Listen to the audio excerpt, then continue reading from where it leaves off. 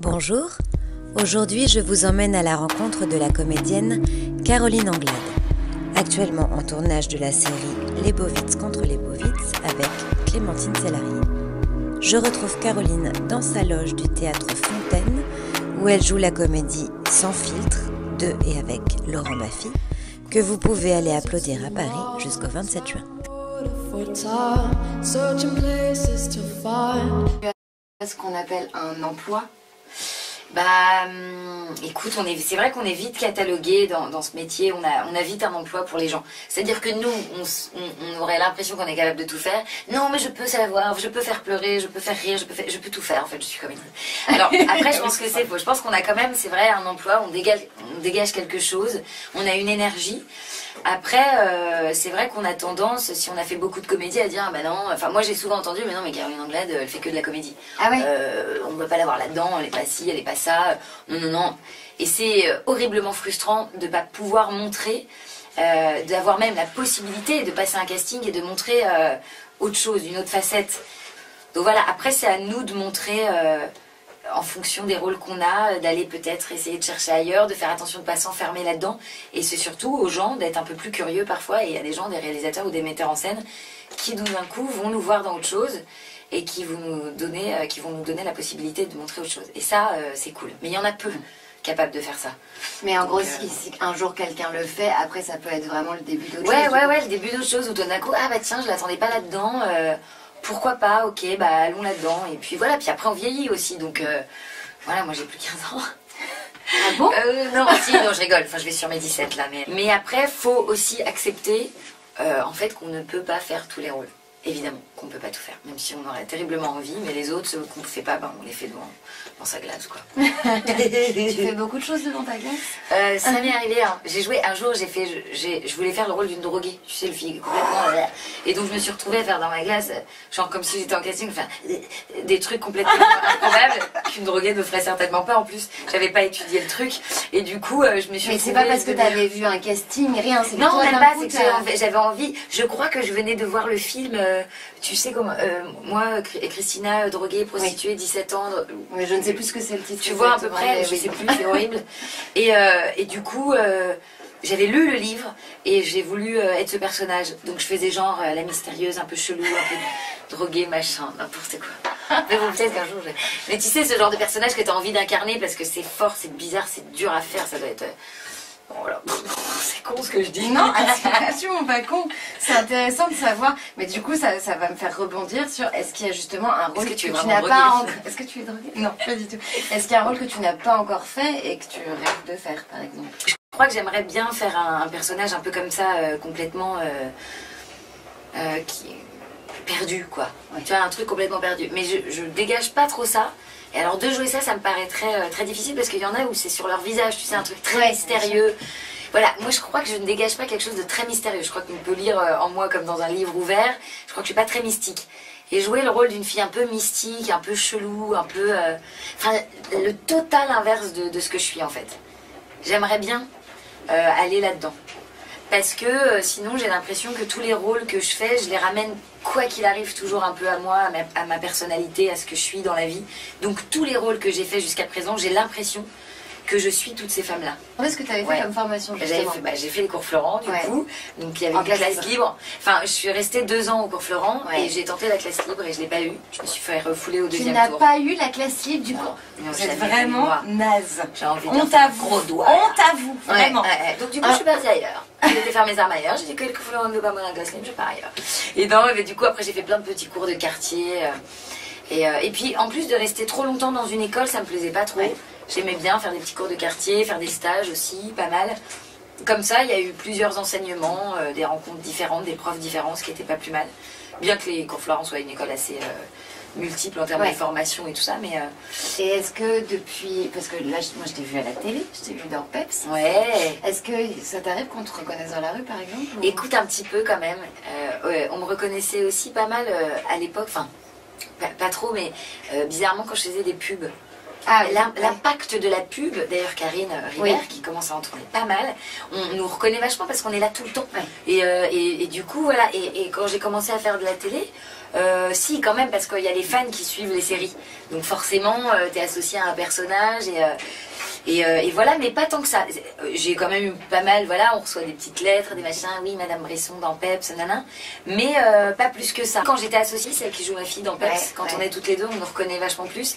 Mais comme je suis très maquillée, rouge à lèvres très marquée, du coup voilà, donc si t'arrives normal, les gens vont pas te reconnaître, il suffit que tu mettes, si tu te coiffes comme le personnage et qu'on te maquille, voilà, c'est quand j'étais un peu plus apprêtée que les gens me reconnaissaient bien. Mais pas tant que ça, tu vois. Et puis tant mieux finalement, ça doit être bizarre d'être reconnu. Et oui, bah, t'aimerais ou détesterais être vraiment connu? Alors on a envie d'être vraiment connu parce qu'on se dit si on est vraiment connu, c'est que ça cartonne. C'est que ça cartonne et peut-être qu'aussi du coup t'as une visibilité telle qui fait que viennent à toi les gens avec qui t'as envie de travailler et que du coup tu peux plus facilement les rencontrer ou passer des castings. Forcément, donc on a... c'est mentir de dire qu'on n'a pas envie de reconnaissance et qu'on n'a pas envie d'être connu. Je pense que tu vois, c'est un peu... Bien sûr qu'on a envie pour avoir les rôles qu'on a envie de faire. Tu vois, maintenant, au quotidien, non, ça m'intéresse pas, quoi. Ça doit être super flippant, franchement, de ne plus pouvoir faire tes courses tranquilles ou acheter ta baguette, être avec ton mec.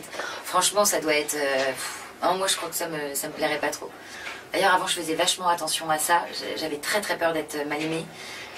Parce qu'on fait ce métier pour être aimé, en plus, tu vois, on a envie d'aimer, d'être aimé. C'est ça ta névrose, en fait. Ouais, bah oui, donc, mes copines, elles me disaient, ah Caroline, c'est bon, arrête, tout le monde ne peut pas t'aimer, arrête, stop. Mais aujourd'hui, ça va mieux. Tu vois, je me dis, je me concentre. Ouais, je me suis soignée et je me concentre sur les gens qui m'aiment. Et j'en parle beaucoup à Karine Ribert, qui est un petit peu ma psy. Elle est géniale, Karine Ribert, donc je l'adore, Karine, je t'aime. Mais Karine, elle m'écoute de ouf et elle me conseille vachement. Et elle m'aide à grandir là-dessus, c'est-à-dire, voilà, elle me dit, on peut pas plaire à tout le monde, concentre-toi sur les gens qui t'aiment, et il y en a assez autour de moi pour ne pas faire une fixette sur ceux qui te supportent pas, quoi. Après, de toute façon, qu'on soit comédien ou pas, on préfère être aimé, forcément, tu vois. Mais, je crois qu'il y a des gens qui s'en foutent. Qui s'en foutent vraiment, tu vois. Moi, j'ai adoré ces gens-là, je me dis, oh, mais eux, ils s'en foutent complètement, quoi. Comment ils font pour se... Mais Laurent, typiquement, Laurent Baffy, avec qui je travaille, il s'en... Bon, tu vois, il s'en cogne. Il dit, mais ouais. En plus, lui, alors on l'aime ou on le déteste. Tu vois, il n'y a pas d'entre-deux. Laurent Baffy, soit tu l'aimes, t'es fan du personnage, soit tu le hais, quoi. Et lui, il s'en fout. Il a toujours été intègre à ce qu'il est. Voilà, il fait son truc. Il est Laurent Baffy. Il a été viré de toutes les radios qu'il a fait à cause de ça. Tu vois, qu'il a fait. Il est ce qu'il est. Il changera pas. Et ça, j'admire ça chez lui plus que tout, quoi. Sans filtre, ouais, à voir. Je l'ai vu et je vous le recommande vraiment. Voilà, oui, c'est ça. Sans filtre. Au Théâtre Fontaine du mardi au samedi, avec une équipe de fous. Et un metteur en scène, auteur, comédien complètement barré, qu'on aime, Laurent Baffy. C'est la première pièce que je vois de Laurent Baffy. Mais toi, c'est pas la première fois en fait que tu joues. Non, ouais, tout à fait. Il y a eu, j'avais un flyer des bonobos. Il y a eu les bonobos qu'on a joué, je cherche. Il y a 2 ans, on a joué à une pièce ensemble qui s'appelle Les Bonobos. C'est comme ça que j'ai découvert, que je suis rentrée dans la petite équipe de Laurent. Et t'avais passé une audition? J'avais passé une audition au théâtre du Palais Royal à l'époque, où il m'avait pendant 20 minutes insulté de connasse, traité de tous les noms. Laurent Baffy. Non mais Laurent Baffy style, j'arrive, je monte sur scène. Alors en plus c'est drôle parce que c'est un copain, Nicolas Tarin, qui m'a mis sur le casting, qui a pensé à moi. Il se trouve que j'avais déjà joué au Palais Royal, donc du coup le directeur a dit ah oui tout à fait, j'aimerais bien voir Caroline, c'est une bonne idée. Mais mon pote me dit tu vas voir c'est le rôle d'une blonde, donc vas-y avec ce que tu sais faire, dans le côté un peu pouf et tout. Donc je m'habille en mini-jupe, ralatouf, décolleté, les seins à l'air, machin, avec des talons comme ça, je monte sur scène. Merci la première. Sally Vermont, c'est pas un cadeau, tiens, là le dossier. Ok, merci. Bonsoir. Bonjour plutôt. Sally Vermont. C'est moi. Et ben c'est parti. Âge, profession. Eh bien, âge 28 plus 6, c'est facile à compter. Alors moi je tenais un salon de thé et un sex shop. Non pardon, un salon de toilettage. Pour chien, pet shop, c'est pour ça, rien à voir. Il était dans le 16e et ça a cartonné, ça a fait fureur et pour cause. J'étais carrément attractive. Ah ouais. Enfin vous voyez quoi. Il me dit mais pourquoi t'as mis en pute, tu fais que du cul toi, c'est pourquoi on m'a mis une pute sur scène là, c'est qui cette connasse? Donc là tu vois, en même temps je suis fan du personnage donc je connais, donc ça me fait rire. Mais il me dit mais t'es à côté de la plaque, on cherche une nana romantique, tu vois, genre jeune première, mignonne quoi. Et donc là je fais ah ouais donc ok, donc là je suis à côté de la plaque quoi, donc il me fait tout enlever, mes talons, tout ça, je me retrouve comme ça. Je bégaye, je dis n'importe quoi. Bon, il me taille pendant 1 heure et comme je suis rentrée un peu dans son jeu et que j'adorais le personnage et qu'il me faisait rire, il me faisait pas du tout peur quoi, il me faisait rire.